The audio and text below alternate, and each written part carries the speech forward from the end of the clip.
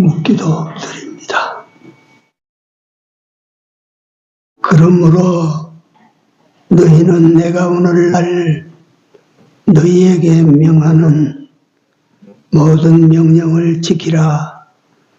그리하면 너희가 강성할 것이요 너희가 건너가서 얻을 땅에 들어가서 그것을 얻을 것이며, 또 여호와께서 너희 열조에게 맹세하사 그와 그 후손에게 주리라고 하신 땅, 곧 젖과 꿀이 흐르는 땅에서 너희의 날이 장구하리라. 네가 들어가 얻으려 하는 땅은 네가 나온 애굽 땅과 같지 아니하니 거기서 너희가 파종한 후에 발로 물대기를 채소밭에 댐과 같이 하였거니와, 너희가 건너가서 얻을 땅은 산과 골짜기가 있어서 하늘에서 내리는 비를 흡수하는 땅이요 내 하나님 여호와께서 권고하시는 땅이라. 세초부터 새말까지 네 하나님 여호와의 눈이 항상 그 위에 있느니라. 아멘. 하나님께서 은혜를 베푸사 오늘 우리가 또 이 날을 지킬 수 있게 하여 주신 것을 감사를 드립니다. 불러주셨사오니 주께서 예비하신 하늘의 복으로 저들 심령에 채우시고 육신으로 머물러 사는 기간 동안에도 하나님이 복을 내리셔서 우리 하나님이 이런 하나님이시다라고 자랑할 수 있게 하여 주옵소서. 예배의 시종을 주님이 주장하시고 영광을 거두어 주옵소서. 예수님 이름으로 기도드리옵나이다. 아멘. 찬송가 14장입니다.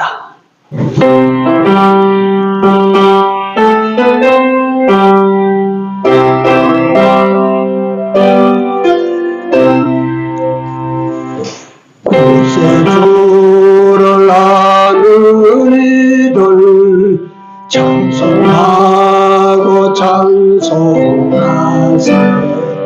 마음과 뜻과 힘 다하여 경배드리세.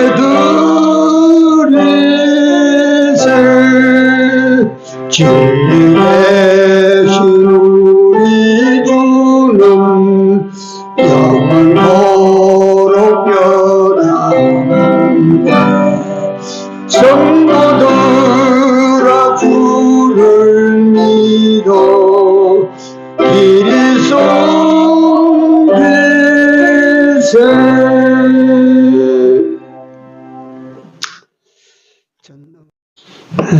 하나님 말씀입니다. 사도행전 8장입니다. 사도행전 8장 26절입니다. 좀 깁니다. 40절까지 끝절까지 한번 같이 읽읍시다.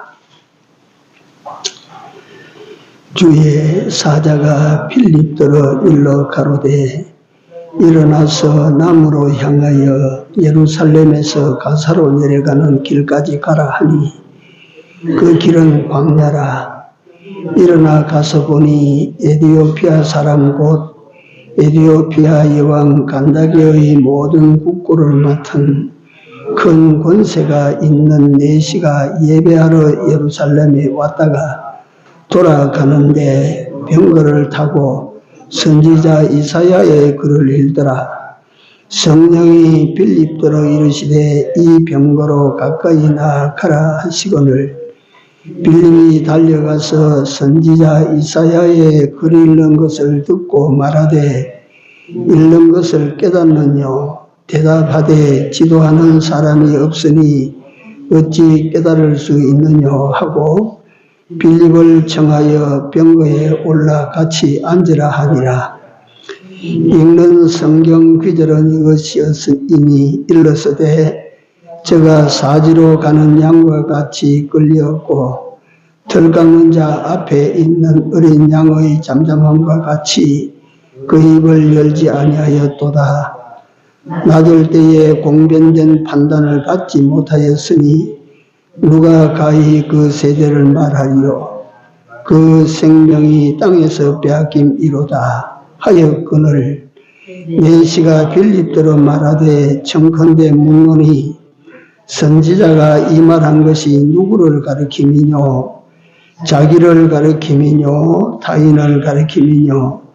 빌립이 입을 열어 이 글에서 시작하는 하여 예수를 가르쳐 복음을 전하니 길 가다가 물 있는 곳에 이르러 내시가 말하되 보라 물이 있으니 내게 세례를 받음에 무슨 거리낌이 있느뇨? 이에 명하여 병거를 머물고 빌립과 내시가 둘 다 물에 내려가 빌립이 세례를 주고 둘이 물에서 올라갈새 주의 영이 빌립을 이끌어 간지라. 내시는 훤연히 길을 감으로 그를 다시 보지 못하니라. 빌립은 아소도에 나타나 여러 성을 지나 다니며 복음을 전하고 가이사라에 이르니라. 아멘.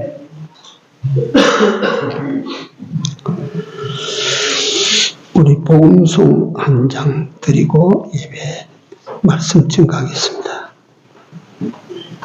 복음송 273장.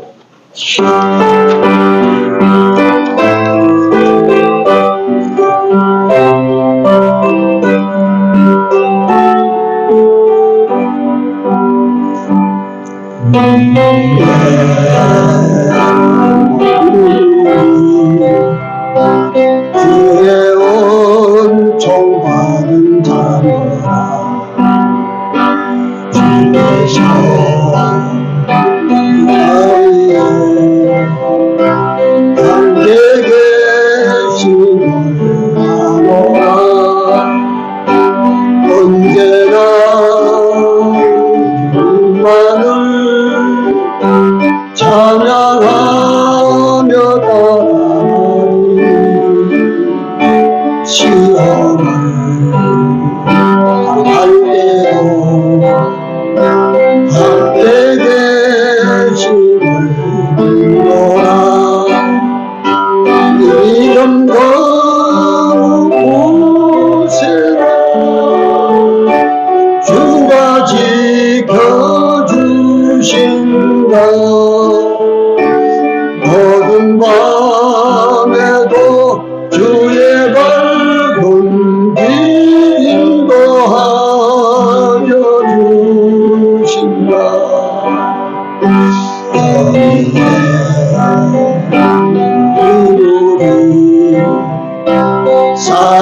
사랑받는 주의 자녀라. 주께서 하신 우리를 통해 펴주신다.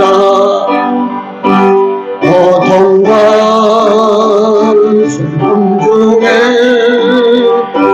더욱 주님 어디하오니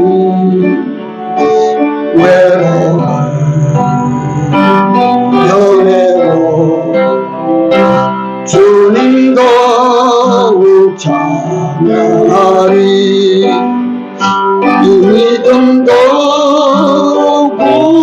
굳세라. 주가 지켜주신다. 어두운 밤에도 주의 밝은 빛 인도하여 주신다.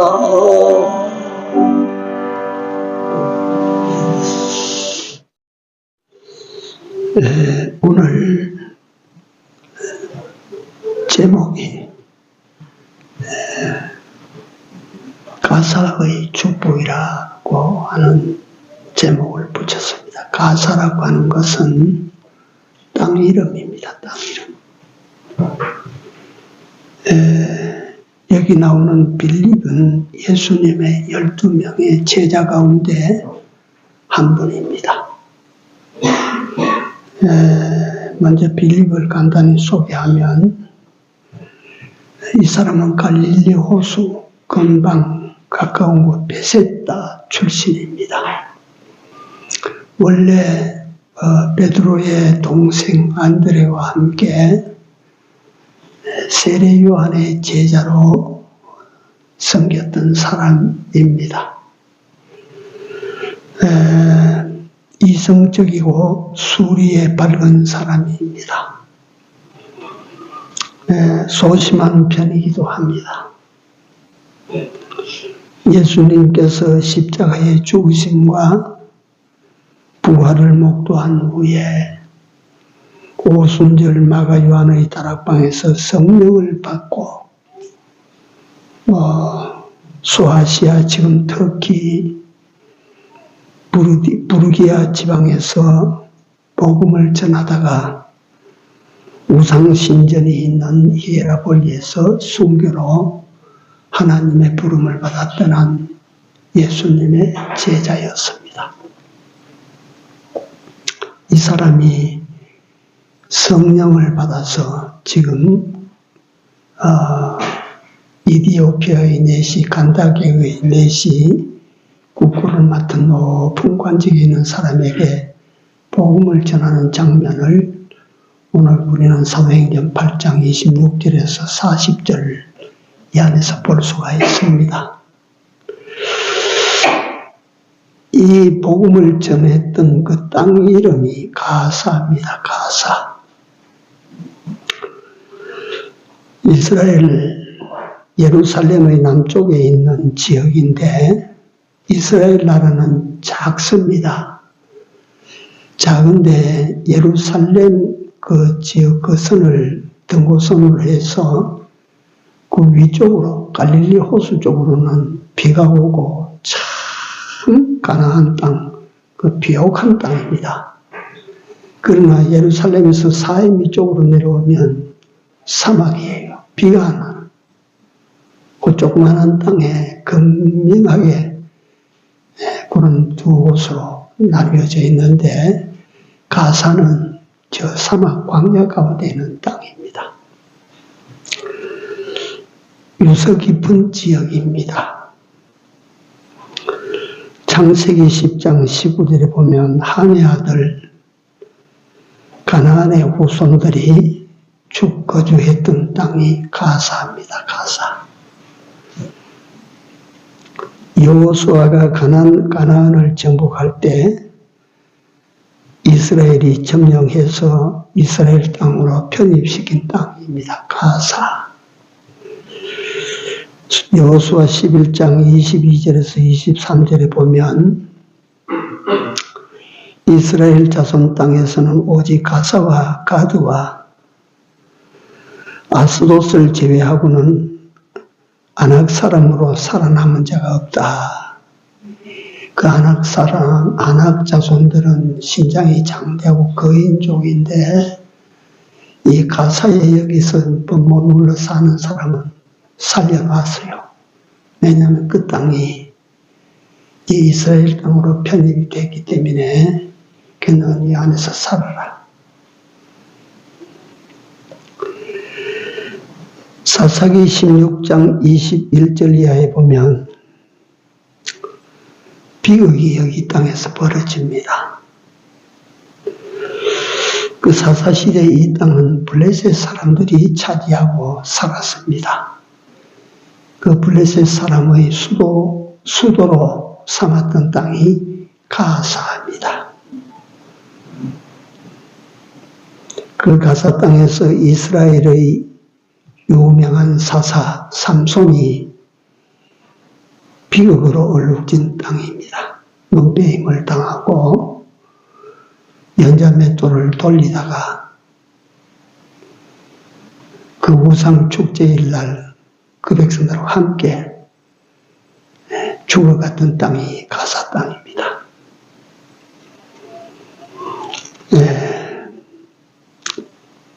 위대한 영웅의 인생 최후를 마친 곳입니다.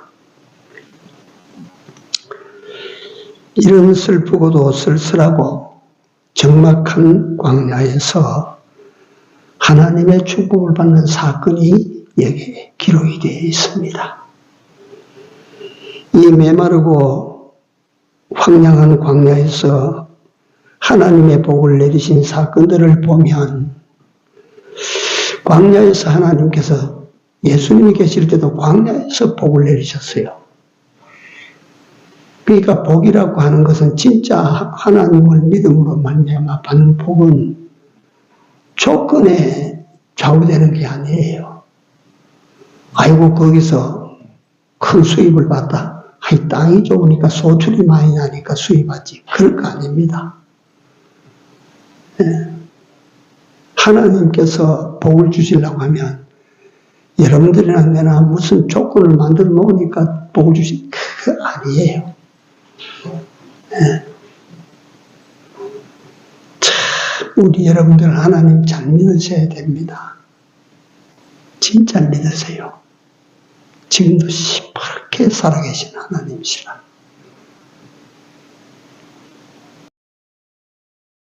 요새 일하면 시간이 많이 뺏겨서 본문 말씀을 못 전할 것 같은데 내가 꼭 이거 한번 말씀을 드리고 싶습니다.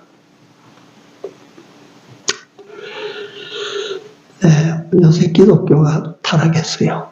두말할 것 없이. 예수 믿는 사람이 진짜로 예수 믿는 사람이 점점 줄어들고 찾아볼 수가 없게 되는 이런 시대예요. 네.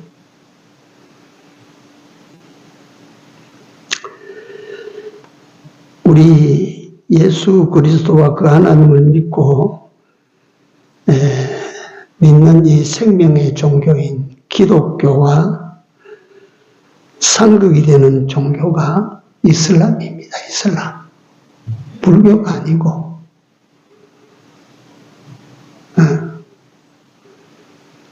예수 믿는 사람이 불교 믿는 사람이 와서 부처님에게 절하시오면 내가 아마 날라리 신앙인이라도 부처한테 절하는 사람은 없어요. 그건 드러나니까 우리는 불교에는 미혹을 안 받아요. 이슬람입니다. 이슬람.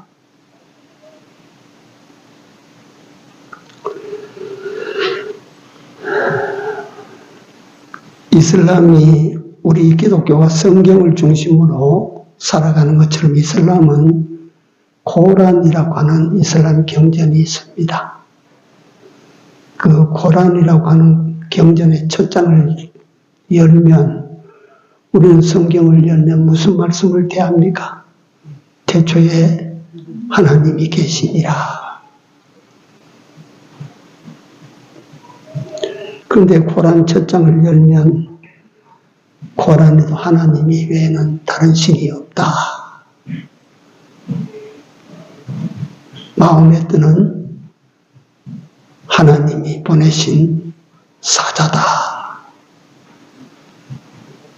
이슬람교는 예수를 하나님의 선지자 중에 한 사람으로 봅니다. 그 마음에 드는 하나님이 보내신 선지자, 마지막 선지자로 그렇게 그들은 섬깁니다. 내가 잠깐 이 기독교의 타락과 이슬람의 성격을 제가 좀 비교해 보시라고 내가 이 말씀을 간단히 드리는데, 그들의 신은 알라입니다. 알라. 우리 기독교의 하나님 똑같아요. 그러니까 그 알라 신을 씁니다. 알라 신이라고 하는 것 자체가 이중어입니다. 알라라고 하는 말 자체가 신이거든요. 하나님, 신이에요. 그들은 하나님 섬겨요. 유일신 하나님을 섬겨요. 우리 기독교는 삼위일체 하나님이고 이슬람은 유일신 하나님이에요.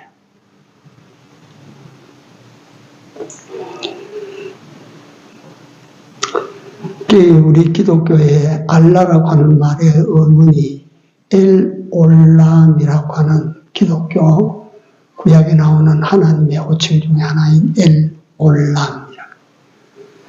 올람이라고 하는 말은 전능하신 하나님이다. 영원하신 하나님, 전능하신 하나님, 이 하나님을 구약 히브리 글자로 표현할 때 엘올람이라고 했습니다. 알라라고 하는 이름이 올람이라고 하는 데서 파생됐다고 합니다.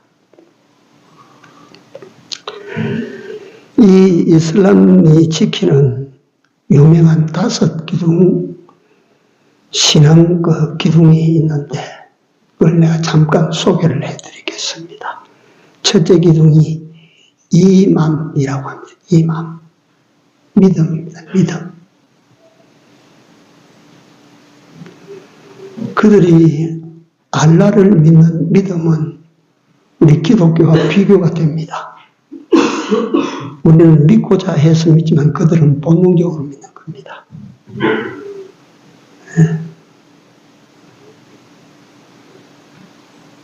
본능의 그 삶이 여기.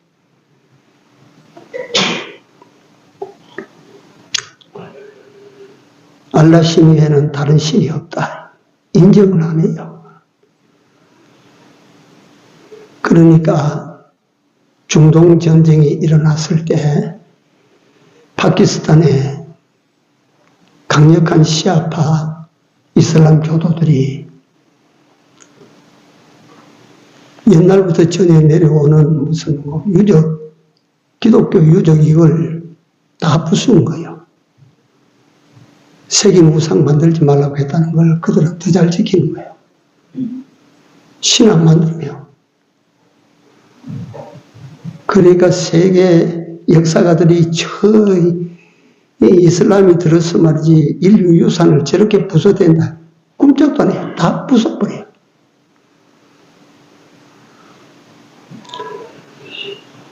오직 알라 신 외에는 신이 없다 인 거야.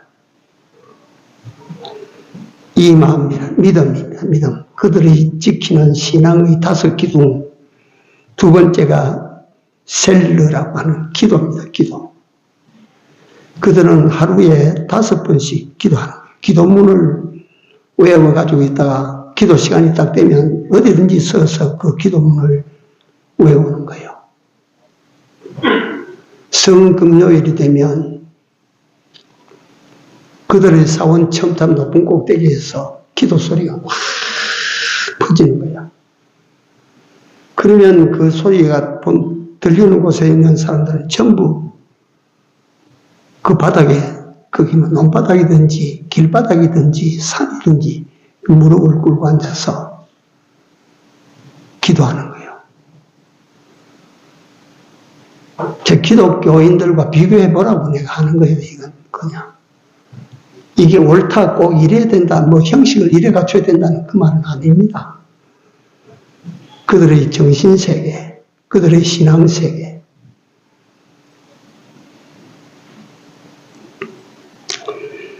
그들은 성금요일이 되면 엎드려서 기도하기 전에 손발을 다 깨끗하게 씻고 그 소리가 나면 땅에 엎드리는 거예요. 머리에 감고 있던 턱은 이걸 풀어서 바닥에 깔아놓고 그 위에 엎드리는 거예요.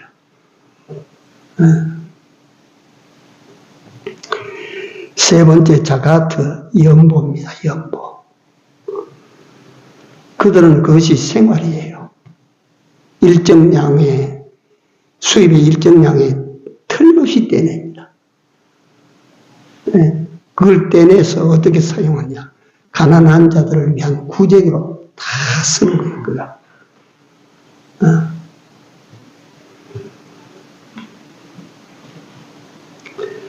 세 번째 사울이라고 하는 말은 금식입니다. 이 사람들은 신앙생활에 금식을 생활화시켜놨어요.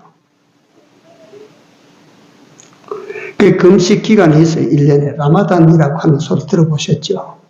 금식 기간을 정해놔서 5일 동안 금식하는 거예요. 그들이 금식할 때는 일체 입으로 들어가는 건 안 집어넣어요. 오락 일체 금지하는 거예요. 성행님이 그 절대 못하는 거예요.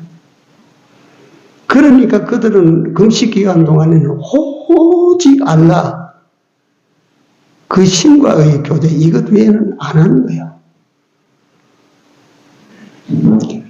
그 라마단 되면 수백 명이 죽고 수천 명이 죽기도 해요.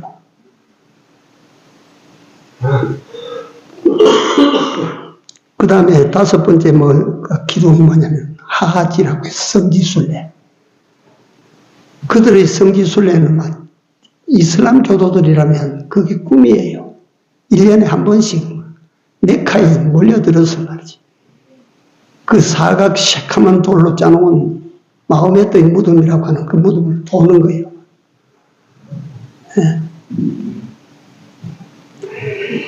그 이외에 다섯 기둥 이외에 지하드라고 하는 것이 있어서 성전이라 알라를 위해서 목숨 안 아껴요.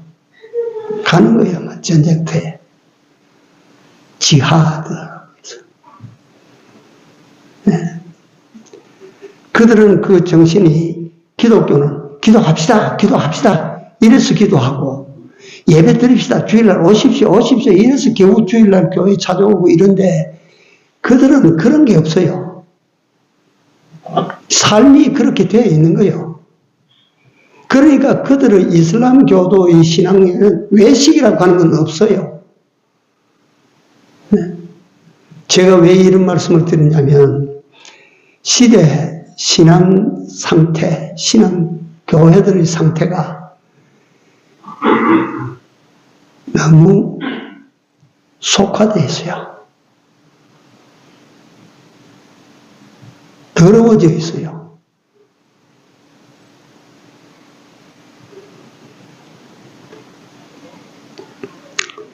이걸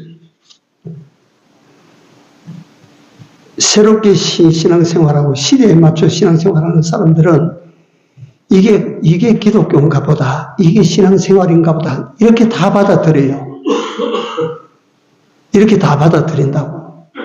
그러니까 이거는 고칠 약이 없는 거예요. 이게 정상인 줄로 다 받아들이는데.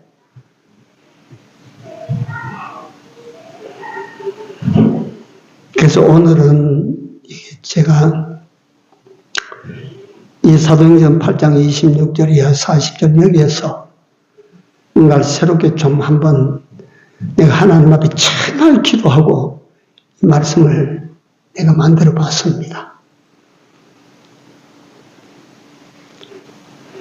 우리 인간으로서의 제1의 복은, 여러분들 우리 인간으로서 세상에 와서 제1의 복은 무엇이라고 생각합니까? 돈 많이 벌다 그게 제1복입니까? 그럼 내가 세상에 출세했다 그게 복일까요?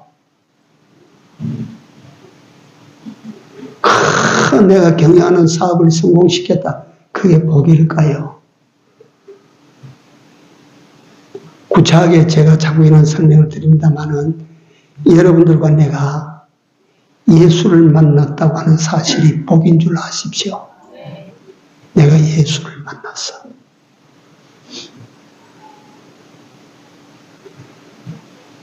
그게 어떤 복이에요? 예수를 만난 것이 어떤 복입니까?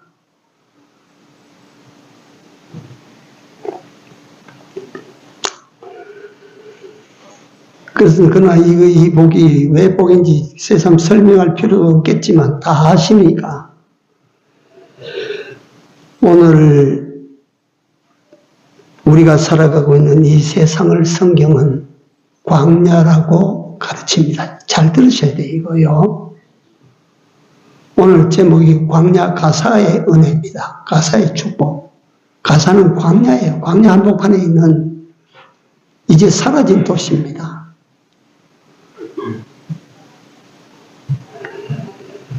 여러분들과 내가 살아가고 있는 이 세상을 성경은 광야라고 말씀하십니다. 여러분들과 나는 이 광야를 지나가는 무엇이라고? 나그네입니다. 나그네들이라. 이 광야 지나가면 끝이에요.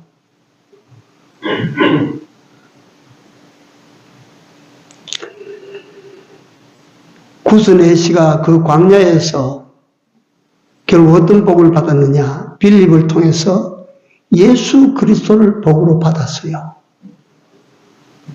이 세상에서 제일 큰 복을 이 네 씨가 그 광야에서 받았어. 여러분들도 나도 이 광야 세상길을 가는 행인인데 가다가 여러분들과 나에게 예수 복음을 여러분들과 나는 받았습니다. 예수 그리스도를 받았어요.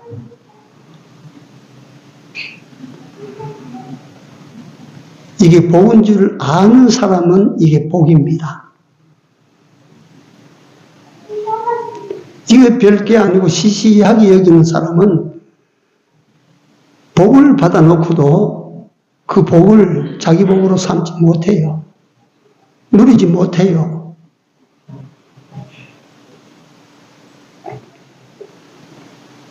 이 복 중에 제일 큰 복은 예수 그리스도를 얻은 복이라. 그러니까 복의 제일은 예수 그리스도를 아는 복. 두 번째 복도 예수 그리스도를 믿는 복. 세 번째 복이 또 뭐냐면 예수 그리스도를 믿고 영접하여 내 안으로 영접해 드린 이 복. 그 다음에 마지막으로 예수 그리스도로 제 생명으로 삼았어요. 예수 그리스도를 내 안으로 영접하고 예수 그리스도를 나의 예수로 내가 영접하고 산다고 하는 것이 무슨 의미냐면 생명을 받아들이는 의미입니다. 생명. 요한복음 14장에 예수님께서 나는 길이요 진리요 뭐라고? 생명이요 했지 않습니까? 요한 1서 5장 12절인가 거기 가보면 아들이 있는 자에게는 뭐가 있고? 생명이 있고 예수 그리스도를 믿고 그 예수 그리스도를 믿음으로 내 안에 영접한 그 사람에게는 생명이 있고 아들이 없는 자에게는 뭐가 없어요? 생명이 없다 그랬어요. 없다. 그래서 예수 그리스도를 내가 알고 예수 그리스도를 영접한다고 하는 것은 복 중에 제일 큰 복이다. 왜 그러냐? 생명을 내가 받아들이는 거예요. 생명. 네? 생명을 받아들이는 것이거든. 성경이 말합니다. 전 목사의 말이 아닙니다. 사람이 온 천하를 얻고도 자기 생명을 잃든지 빼앗기면 그것이 자기에게 무슨 유익이 되겠느냐. 온 천하를 얻어도 생명을 잃고 빼앗기면 천하 그 뭐합니까? 어디다 씁니까? 자기가 어떻게 그거 가지고 뭘 합니까?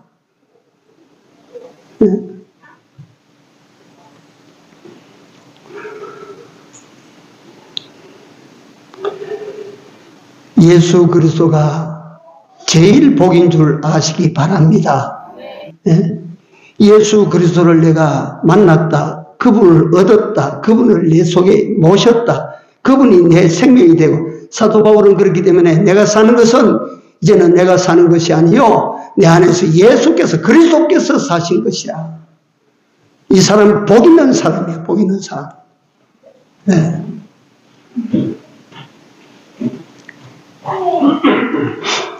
광야에서 큰 복을 받고 큰 은혜를 입게 되었다. 거기에 대해서 살펴보고자 합니다. 어떻게 그 내시는 이런 복을 받을 수 있었나? 여러분 우리가 그렇다 사업이 뭐 하나 잘 될 수 있다 하면 수단 방법을 가리지 않고 사업 잘 되는 그거 합니다. 받아들입니다. 그렇지 않겠어요? 내가 어떤 말이 강남에 집이 생기게 됐다. 아, 그 내 집이 생기게 됐다면 길을 쓰고 그 집을 갖다가 내 집으로 삼아 내가 들어가도록 그렇게 할 것이라. 내가 하나님으로부터 복을 받을 수 있다. 그러면 어떻게 하면 복을 받습니까? 하나님이 주시는 복을 갖다 내가 받기 위해서 어떻게 하면 됩니까? 그 길을 쓰고 우리는 그 복을 내 복으로 삼고자 할 것입니다. 이 첫째가 이 넷이 간다게의 넷이 이 사람이 어떻게 복을 받았느냐. 첫째, 잘 들으세요. 첫째, 예배 드리러 갔다가 복을 받았어요. 예배 드리러 갔다가.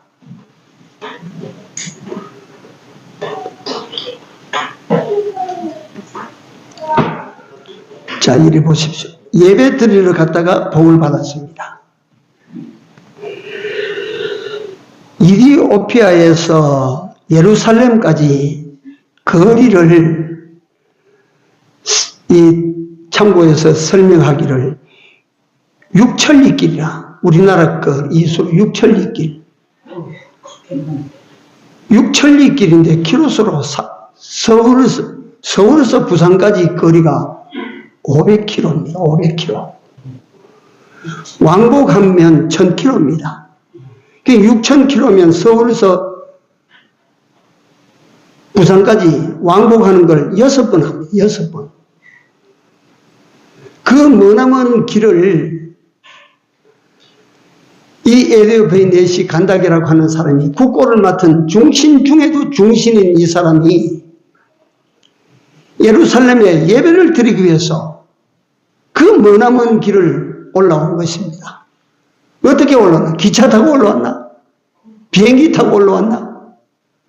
뭐 타고 올라왔는 거 보니까 병거를 타고 올라왔다. 병거.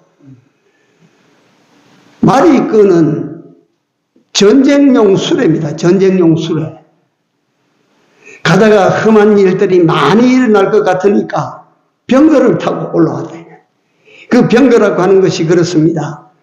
뭐 갔다가 뭐 말을 타고 달리는 것처럼 빨리 오는 것이 아니라 사람이 걷는 것보다 조금 빠르대요. 사람이 하루 종일 걸으면 몇 킬로 걷습니까? 몇 년이나 걸을 것 같아요? 한 40년. 하루 종일 걸으면 12km. 하루 종일 걸으면 그 장정은 한 80리 걷는답니다. 80리. 매일 80리를 못 걸어. 그런데 그 6,000km를 왔다 이 말이야. 이와 같이 먼 길을 위험이 상존하는 그런 광야를 병거를 타고 이디오피아 재정을 맡은 이 높은 신분의 사람이 왜 왔나? 예루살렘에 예배드리러 왔어요. 예배드리러. 네? 예배를 드리러 와서 우리 미애가 대전에서 예배 드리러 여기까지 오거든요. 대전에서. 미애야, 복인 줄 알아라. 하나님이 복 주신다.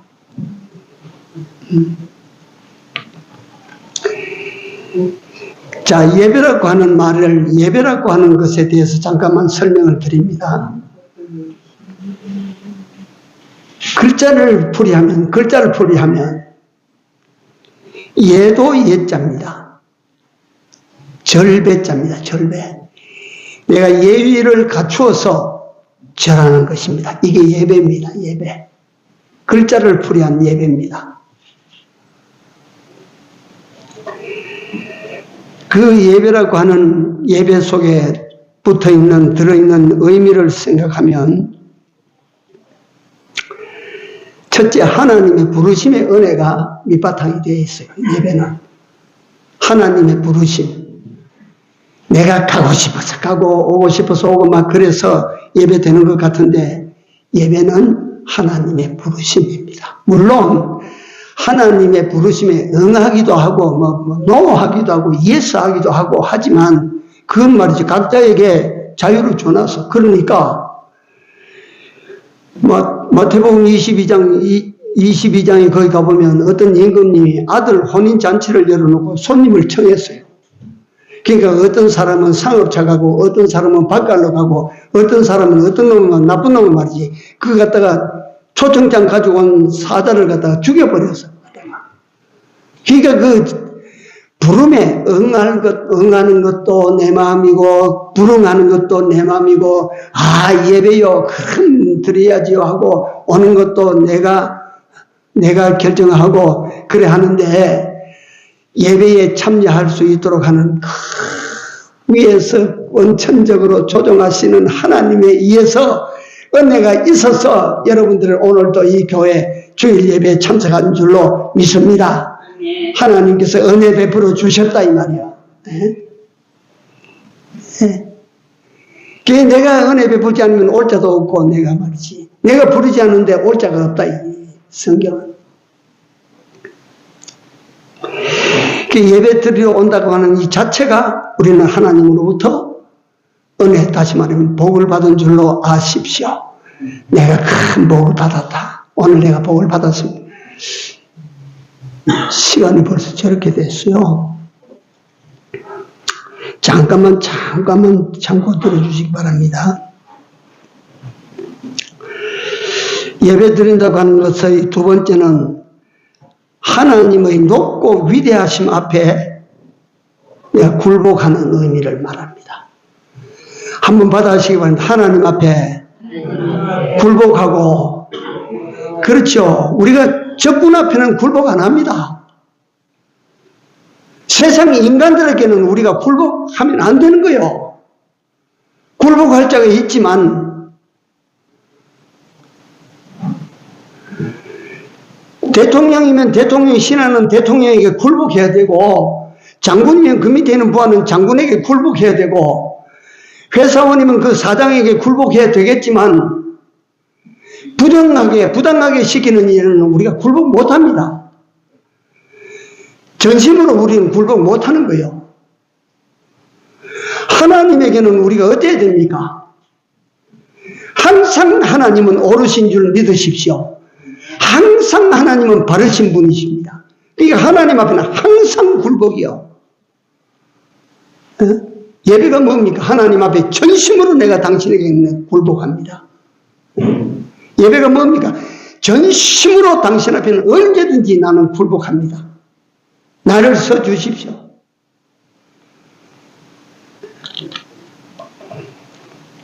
이게 예배입니다. 예배. 세 번째 예배의 의미 속에는 뭐가 들었냐면 나를 드리는 것입니다.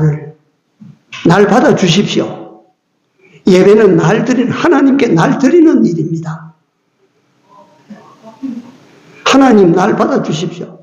내 모습 이대로 주 받으옵소서. 예배는 뭡니까? 하나님께 내 자신을 드리는. 여러분들 예배 드리러 오면 예배 드리는 한 시간, 그 시간만이라도 좋습니다. 전적 하나님께 드리십시오. 네. 네 번째 예배는 뭐냐면 하나님을 내 안에 영접해 드리는 일입니다. 나는 하나님께 드리고 하나님은 내 안에 영접하여 드리는 이 일이 예배입니다. 예배. 진짜 하나님에게 절하는 거예요. 내 주인으로 오시옵소서. 나의 왕으로 오시옵소서. 내 생명으로 임하소서. 이게 예배예요. 예배. 이디오피아의 내시가 이 일을 위해서 6천리를 마다하지 아니하고 예루살렘에 올라왔어요. 이 사람에게 하나님께서 복을 주셨어. 이 사람에게 하나님께서 은혜를 주셨어요. 은혜 받을 만한 사람에게 은혜를 주시고 복을 받을 만한 사람에게 복을 주시는 하나님이시다. 네.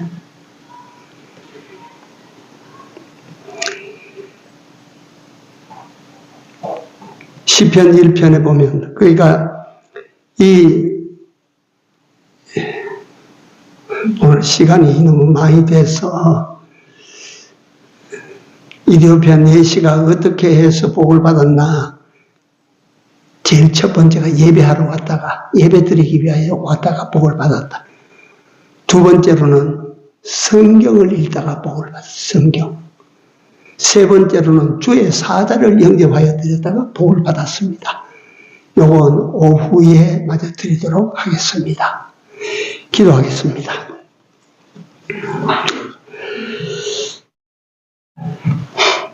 거룩하신 하나님, 오늘 우리에게 복을 주시기 위하여 말씀으로 찾아오신 우리 하나님 여호와를 내가 전심으로 믿고 하나님께서 우리에게 주시는 말씀을 내게 주신 말씀으로 받아들입니다. 오늘 아버지 하나님이 주시는 이 복을 받아서 남은 때 영원토록 하나님을 예배하는 예배자로 살아가게 하여 주시옵소서. 우리가 생활 전성으로 돌아가서 내가 무슨 일을 하고 어디에 있을지라도 하나님을 항상 예배하는 예배자로 살아가는 우리 목장교회 성도들이 되게 하여 주옵소서. 예수님 이름으로 간절히 기도 올리옵나이다. 아멘. 434장입니다.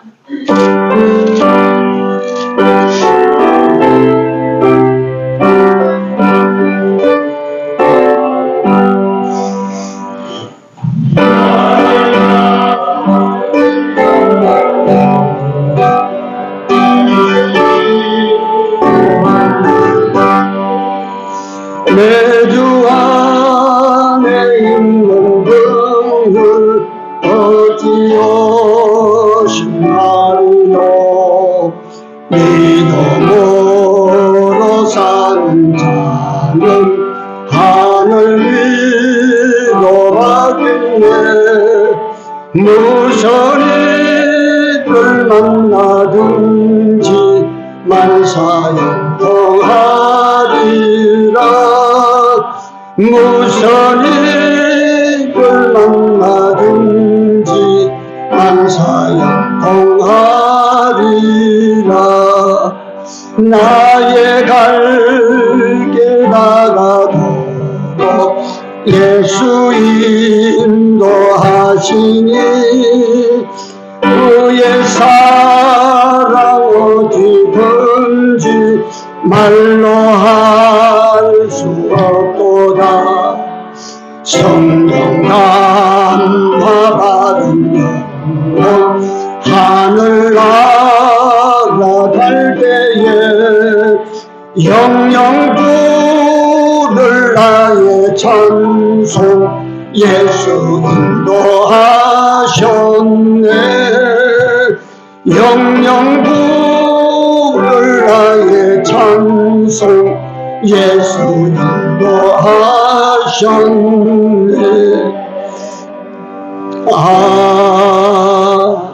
아멘. 오늘도 하나님을 예배할 수 있게 하여 주셔서 감사드립니다. 하나님을 예배하기 위하여 전을 찾은 주의 백성들의 손으로 또 여러 가지 은혜를 생각하고 감사함으로 바쳐진 예물들 하나님 다 받아주시고 저들의 육신의 삶에 은혜 내리시고 축복하여 주옵소서. 예수 이름으로 감사하며 기도드리나이다. 아멘. 자리에 일어나셔서 3장 올립니다.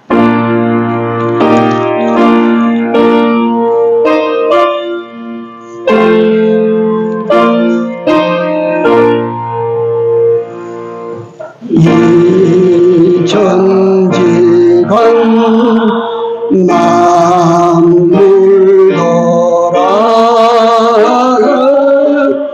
복 주시는 주여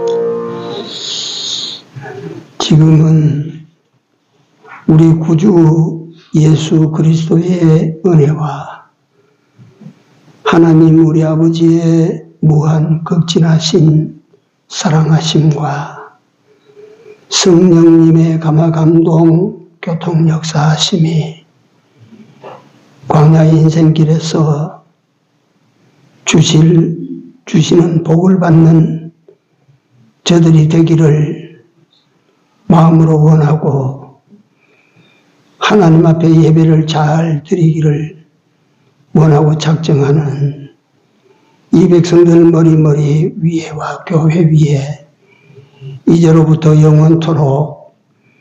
영원토록 같이 있을지어다. 아멘. 주여.